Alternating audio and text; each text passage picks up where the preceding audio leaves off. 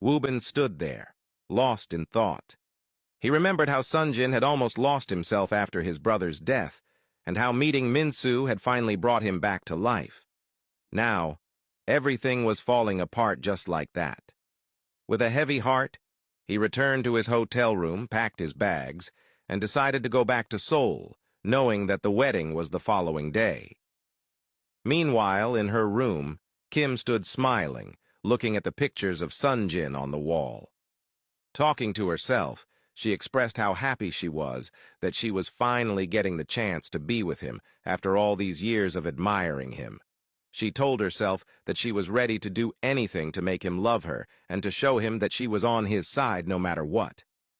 Throwing herself onto the bed in excitement, she thought about how she was finally going to call Sunjin her husband, the one thing she had dreamed about all her life. The following morning, Minsu decided to put her phone away and avoid any news about Sunjin, just as Woo-bin had advised her. She wanted to go about her day and spend time with her family, refusing to let everything weigh her down.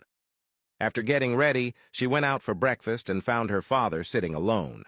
She joined him and asked where her mother was. He told her that she had gone to the restaurant early to sort out some newly arrived stock. With a smile, Minsu told her father that she wanted to embrace spending time with them, as she hadn't seen them in a long time. She apologized for not being herself these past few days.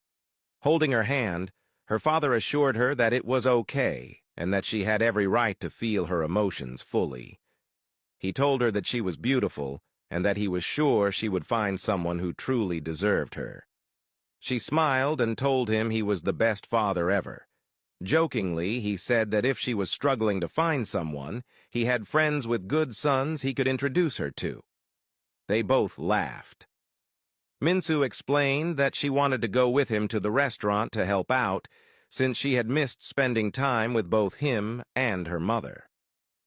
Her father happily agreed, relieved to see his daughter slowly returning to herself, despite the heartbreak she had endured. As they sat there enjoying breakfast, the doorbell rang.